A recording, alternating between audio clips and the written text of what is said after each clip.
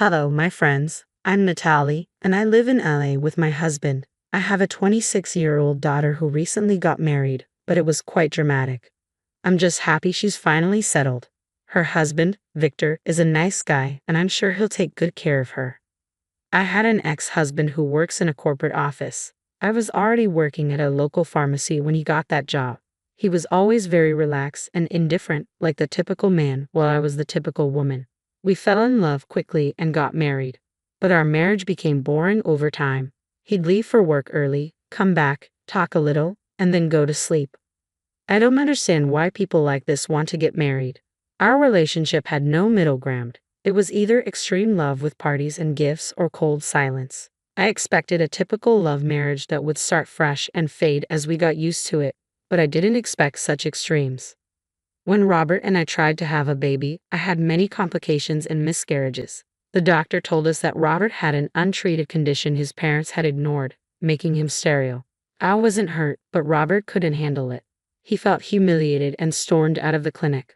When I got home, he wasn't there. He came back late at night. "Where were you?" I asked. "With James and Colby." "Why?" "Because you were mad at what the doctor said." "Are you a child, Robert?" "Don't bring that up. I don't care what he says. We will keep trying, okay?" "Are you insane? I've gone through enough pain. I can't do this again, please." "Then what do you want from me, woman?" "I'm asking you to consider other possibilities. We can try IVF or adopt. There's a beautiful orphanage nearby. We could visit together." "Do you hear yourself? You want someone else's sperm inside you? The baby might not look like me, and I don't want someone else's child. We don't know how they'll turn out. Let's take a break and try again." "How pathetic. You took a vow for me. You are hilarious. When you said you loved me, you probably lied to my face. You're sleeping on the couch tonight."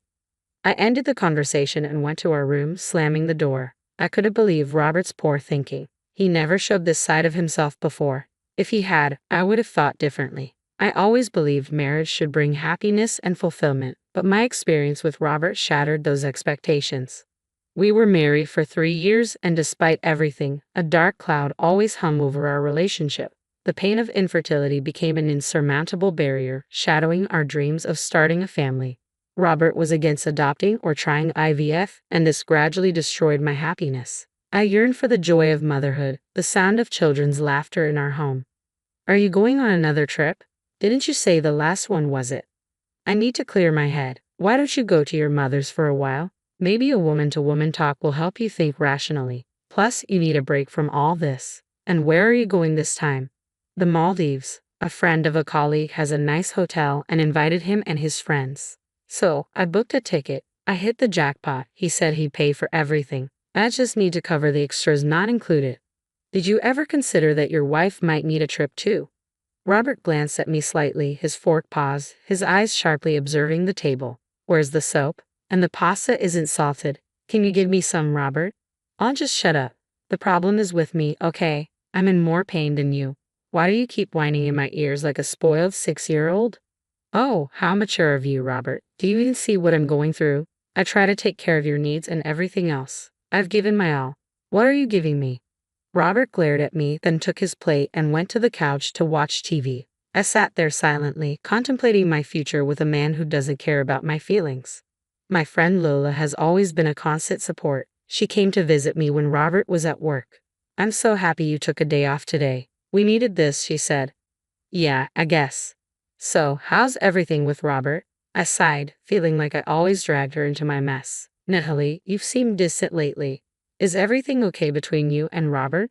"It's been hard, Lola. Ever since Robert found out he's sterile, he's become emotionally distant. It's like he's lost his sense of self and shut me out."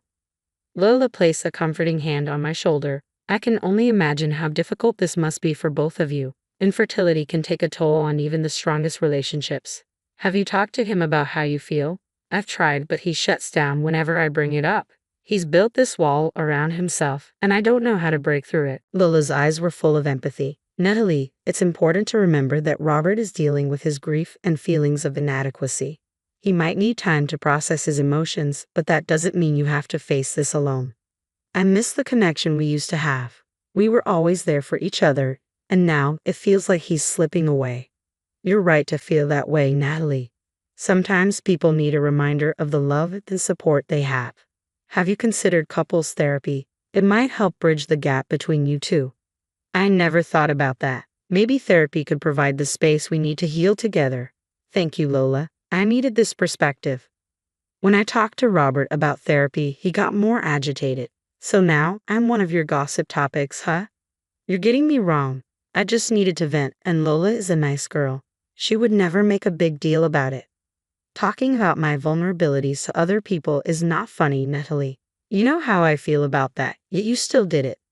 I'm sorry, but can you please not yell at me? I was really worried about you and just wanted to help. I love you. If you did, you wouldn't have done this. He didn't have dinner that night and went straight to sleep.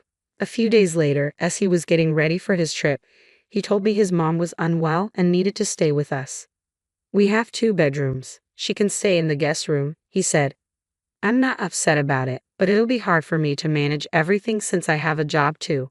Well, hire a nanny then. That would be an extra cost. Don't worry about the money, Natalie. I'll cover it. But that never happened.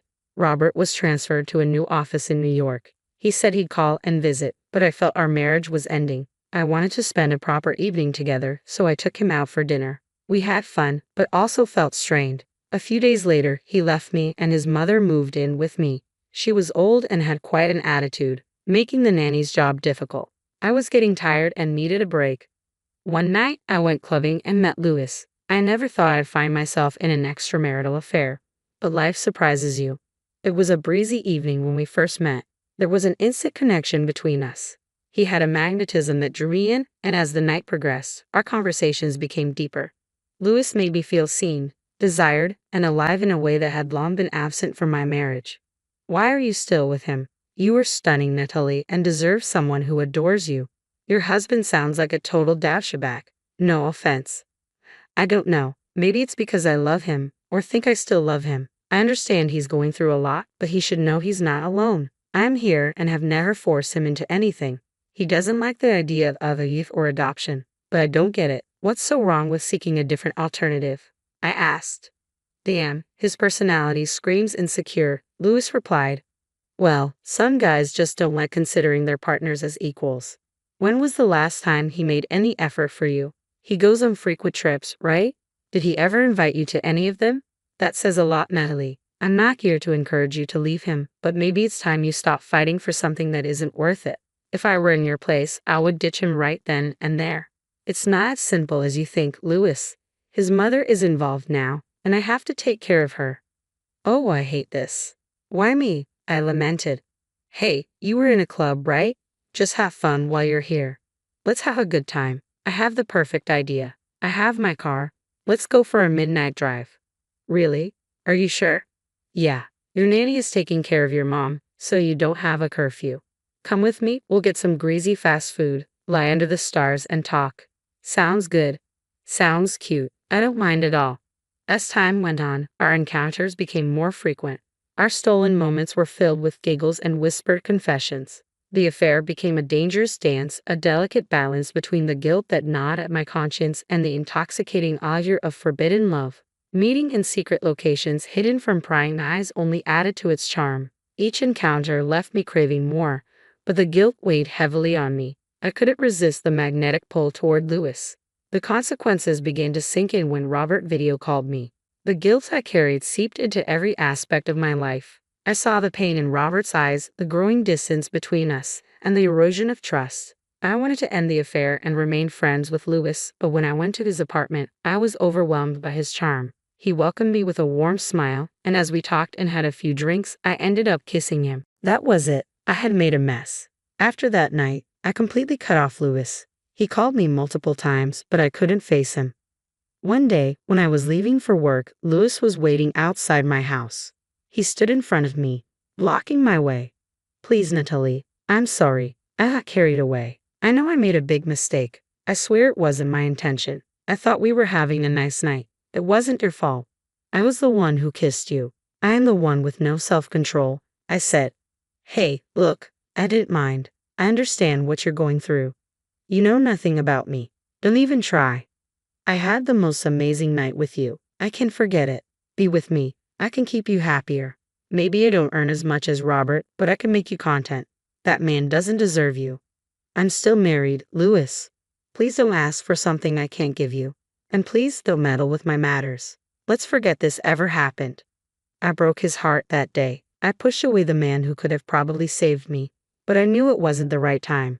2 weeks later, I took a pregnancy test and found out I was pregnant. I was both happy and shattered. I knew this was Louis's child. If Robert ever found out, I shuddered at the thought. I decided to keep it a secret. When Robert found out, he was shocked beyond imagination. He kissed me, hugged me, and spun me around, calling it a miracle. He threw a huge gender reveal party. I didn't know how to feel. Louis tried to contact me many times, but I avoided him. You did what? Please tell me you're joking. When did this happen? Lola asked, shocked. It's a long story, Lola. I'm sorry. I don't know what else to do. Robert has no clue about this. Not even the nanny knows. Just you. I don't have the nerve to say anything to anyone. What about Louis? Should I tell him? I can if you want me to. Would that be a good idea? Depends on if you like him, but I would advise you to just go on with whatever is happening. Don't overthink it. There is always a right time for everything. For now, keep it a secret.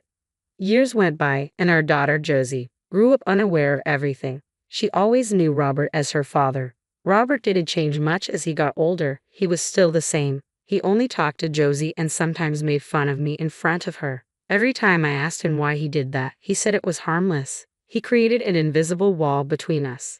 The weight of my secret grew heavier with each passing day, suffocating me under its immense burden. I watched Robert interacting with Josie, hoping my indiscretion would remain hidden forever, sparing us all from the unimaginable pain that would follow. As more years went by, the facade I had carefully constructed began to crumble, and I knew the time for secrets had come to an end. We were planning Josie's wedding. Time flies. One day, they were sitting in the living room when I entered and asked Josie to excuse us. Maybe because I was shaking a lot, Josie left immediately. What is it, hon? Something wrong? Well, if you have nothing to say, there are a few things I need to discuss. First of all, my salary has been cut. His voice faded in my head. Jesus, did you even hear what I said? My money has been cut down. We need to save up. How much do you have in your bank? Also, my mother's allowances. Can you please shut up? I have something to tell you. I interrupted. With a heavy heart and trembling hands, I confessed the truth to Robert, laying bare the web of lies that had ensnared us both. The anguish in his eyes mirrored the pain that now consumed me. The man who had never truly loved and supported me had been betrayed in the most unforgivable way.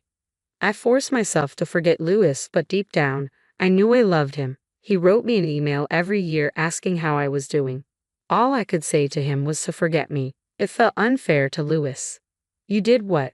You heard it. I don't want to repeat it. You're telling me that Josie isn't my daughter? No, she isn't. Then whose daughter is she? Which brat did you sleep with? Tell me. That is none of your business. Robert stood up violently, shaking the objects on the table. Josie heard the noise and came running, startled by the sudden shift in tension. What on earth? Why are you two fighting? Why don't you ask your filthy mother who your real father is? Come on, Natalie. Tell your beloved daughter who you slept with years ago. Josie, please, I will explain everything later. No, you will explain everything now, sentence by sentence. I want her to witness what a filthy mother you are. Dad, please stop saying things like that to her. I want things to be settled peacefully. I'm extremely confused and stressed right now. First, tell me, why did you do this? Why did you cheat on me? You were a terrible husband to me all those years. You were nothing but a self-righteous, arrogant, unsupportive, egotistical, and unsympathetic man. All you did was protect your pride, but look where that ended up. You know what? I don't regret a single thing that I did. He was twice the man you could ever be. Robert was so enraged he wanted to lunge at me, but the nanny and Josie both defended me. Ultimately, he left the house in a burst of anger. The next day, he sent an email saying he wouldn't fund anything for Josie's wedding and wouldn't attend. I felt extremely bad for Josie, but I knew I had the willpower to make her wedding a success. I couldn't hold it in any longer. I contacted Louis and told him everything. I made simple arrangements and knew how to give Robert a lesson. A week later, I called Robert. Why the hell are you calling me? I've already told you I am not. Oh no, I just called to say that I dismissed the nanny. Your mother is probably alone right now, and I have left with my stuff, so the house is yours. Do whatever you want. I just don't give a damn. Wait, what do you mean you left? And what about Mom's allowance? Not my headache anymore. She is a pathetic person anyway, gave the nanny an extremely hard time. Plus all the bills and stuff will be paid by you from now on. I am not doing it. You escaped your marriage and responsibilities all these years. Now, let it come and bite you back. Wait a second, Natalie. Honey, please, you know my expenses have gone down. I know, just like I said, it is none of my business. Goodbye, Robert. I cut the call. The tragic tale ends here. Louis and I met at a pub again, and it was so happy to see him. He was still the same, bubbly, cheery, and romantic. We both planned Josie's wedding. It was done at a fantastic location. Though the venue was small and compact, it was warm and filled with people we genuinely loved. We had a joyous celebration with food, music, dance, and a lot of jumping around. Robert kept calling me, but this time when I ignored his calls, I felt no guilt whatsoever. I was with my daughter and the man I loved most. The most beautiful part was that I could reunite Josie with her true father, who walked her down the aisle. I know I have a lot of explaining to do, but all that can wait for another time.